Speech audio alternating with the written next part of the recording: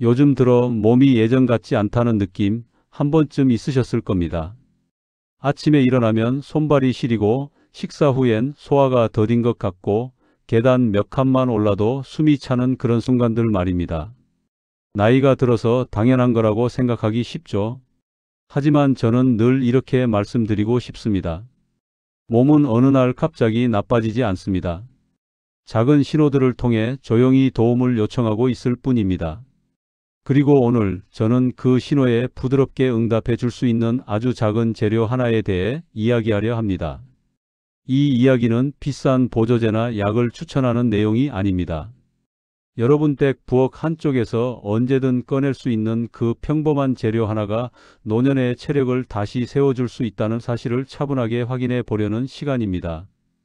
함께 시작해 보시겠습니까? 한 조각이 일으킨 10년의 변화. 저는 상담을 하다 보면 예전엔 이랬는데 요즘은 영 몸이 따라주질 않아요 라는 말씀을 가장 자주 듣습니다. 특히 60대 후반을 지나면서 체력에 큰 골이 떨어지는 시기가 찾아오죠. 여러분도 혹시 그런 순간을 겪고 계신가요? 이는 단순히 나이가 들었기 때문만이 아닙니다. 우리 몸의 속도는 천천히 줄어드는데 변화는 갑자기 느껴지기 때문입니다. 혈액순환이 굼뜨고 위가 차갑고 피로가 쌓이는 과정이 오랜 시간 겹쳐져 온 결과입니다. 그렇다면 이 변화를 되돌릴 방법은 없는 걸까요? 저는 이 문제를 들을 때마다 늘 떠오르는 분이 있습니다. 시골에 사는 89세 김말순 어르신입니다. 그분도 70대 초반까지만 해도 계단 오르는 게 힘들고 계절마다 감기를 달고 살던 분이었습니다. 겨울만 되면 손발이 얼음장처럼 차가워지고 아침에 일어날 때마다 온몸이 뻐근했다고 합니다. 그런데 어느 날부터 식탁에 작은 습관 하나를 들이셨습니다. 아침 밥을 먹고 난 뒤 찐 생강 한 조각을 꼭 챙겨 먹기 시작한 겁니다. 특별한 보약도 아니고 운동량이 크게 늘어난 것도 아니었습니다. 그저 매일 아침 작은 조각 하나를 드셨을 뿐이죠.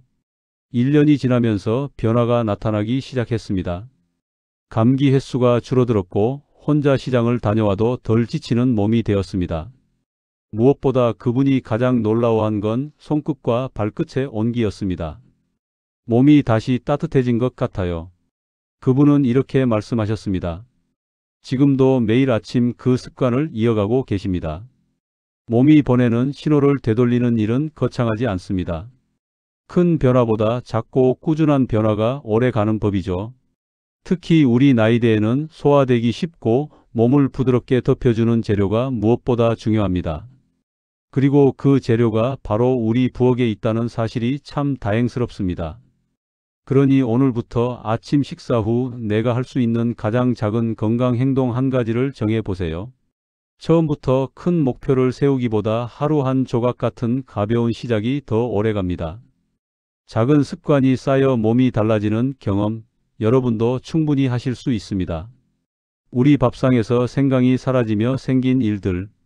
요즘 어르신들을 보면 영양제와 약은 늘었는데 식탁은 점점 단순해지고 있습니다. 특히 예전엔 김치, 찌개, 생선 요리마다 자연스럽게 들어가던 생강이 어느 순간 우리 밥상에서 많이 줄어들었습니다. 여러분 집 부엌에도 생강이 언제 마지막으로 올라왔는지 기억나시나요? 문제는 이 변화가 몸이 차고 소화가 약한 노년층에겐 꽤 큰 손실이라는 점입니다. 생강은 단순한 향신료가 아닙니다. 냉증, 더부룩함, 잦은 감기 같은 노화 증상을 부드럽게 눌러주는 기능을 해왔습니다. 우리 할머니들이 생강을 빠뜨리지 않으셨던 데는 다 이유가 있었던 겁니다. 서울의 72세 이종수 씨도 그런 경우였습니다. 평소 영양제는 꼬박꼬박 먹지만 겨울이면 몸이 냉하고 속도 더부룩한 날이 많았습니다. 아침에 먹는 비타민도 여러 종류였고 관절 영양제도 빠뜨리지 않았지만 정작 몸의 근본적인 추위는 해결되지 않았습니다. 어느 날 시장에서 토종 늙은 생강을 추천받았습니다. 처음엔 반신반의했지만 조금씩 요리에 넣기 시작했습니다.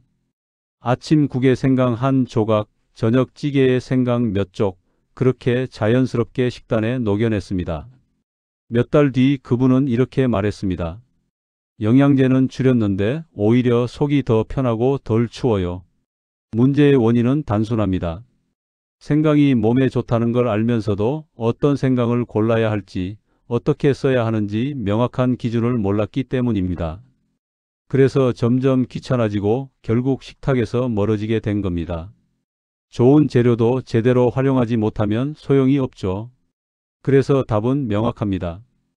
향이 깊고 오래 키운 국내산 생강을 골라 내 몸의 기초 체온을 조금씩 끌어올리는 일입니다. 거창한 보약보다 매일 식탁 위에 올리는 작은 재료가 더 강력할 수 있습니다. 장을 보러 갈 때 향이 강하고 단단한 국산 늙은 생강을 먼저 찾으세요. 처음엔 많이 사지 말고 소량을 사서 내 몸이 어떤 반응을 보이는지 확인해 보는 겁니다. 이렇게 작은 실천 하나가 몸의 온기를 되돌려 줄 수 있습니다. 찐 생강이 몸을 달라지게 하는 5가지 순간. 생강은 어떻게 먹느냐에 따라 몸에서 쓰이는 방식이 달라집니다. 특히 쪄서 먹으면 성질이 부드러워지고 노년층이 부담 없이 섭취할 수 있는 형태가 됩니다. 문제는 대부분의 분들이 생강차, 생생강, 꿀절임 정도만 알고 계신다는 점입니다. 저는 상담할 때 가장 먼저 찐 생강으로 한번 바꿔보세요 라고 권합니다.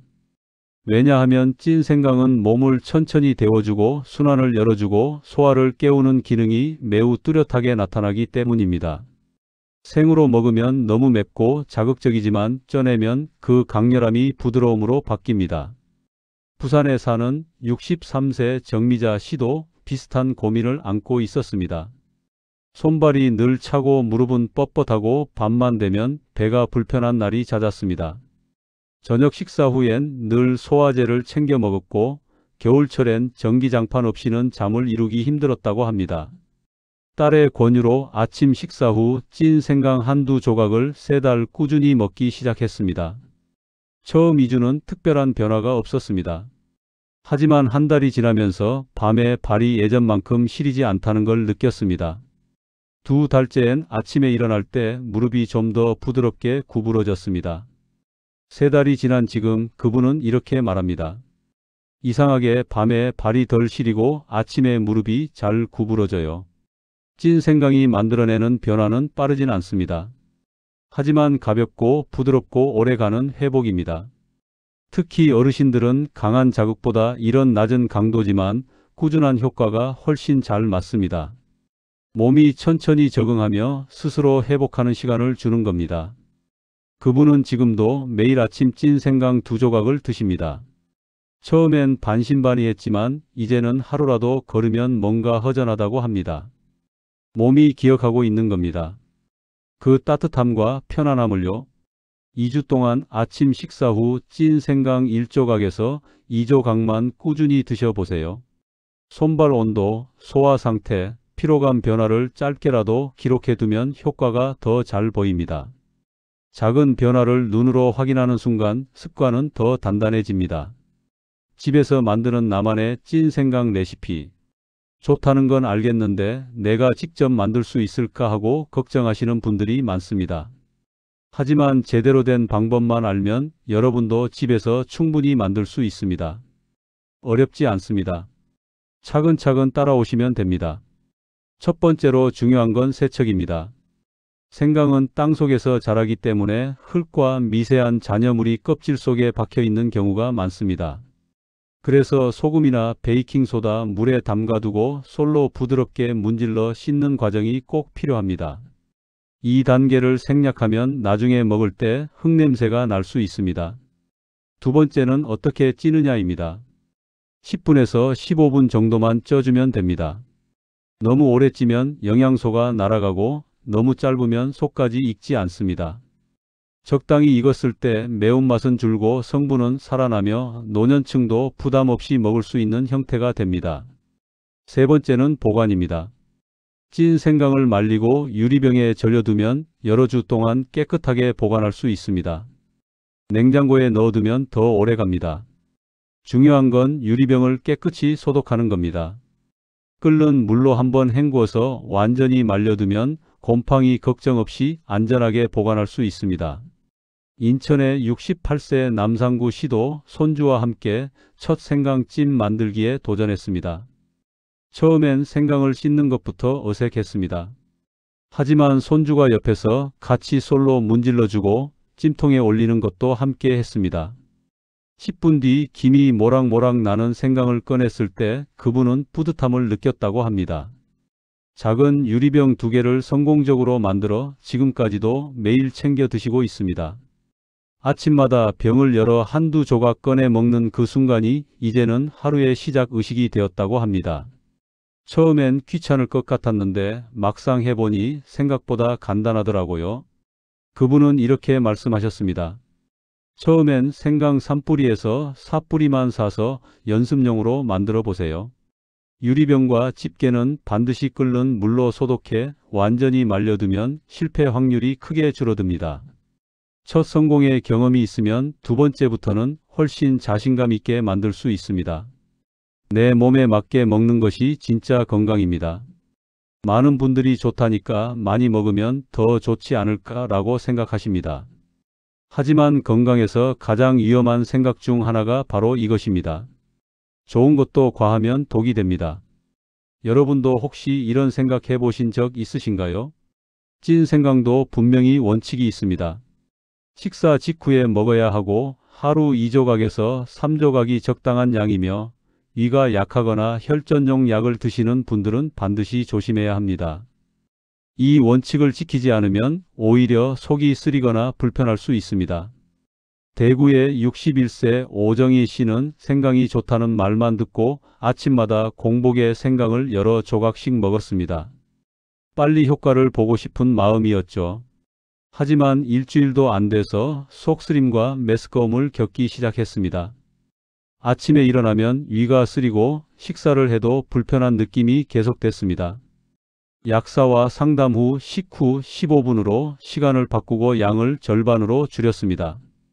공복이 아닌 식후, 그리고 한 번에 여러 조각이 아닌 1조각에서 2조각으로 조정한 겁니다. 그러자 놀랍게도 불편함이 사라졌습니다. 이제는 불편함 없이 몸만 따뜻해지는 것 같아요. 그분은 이렇게 말합니다. 건강한 습관은 내 몸 상태와 약 복용 여부까지 고려해 맞춤형으로 조정하는 것이 핵심입니다.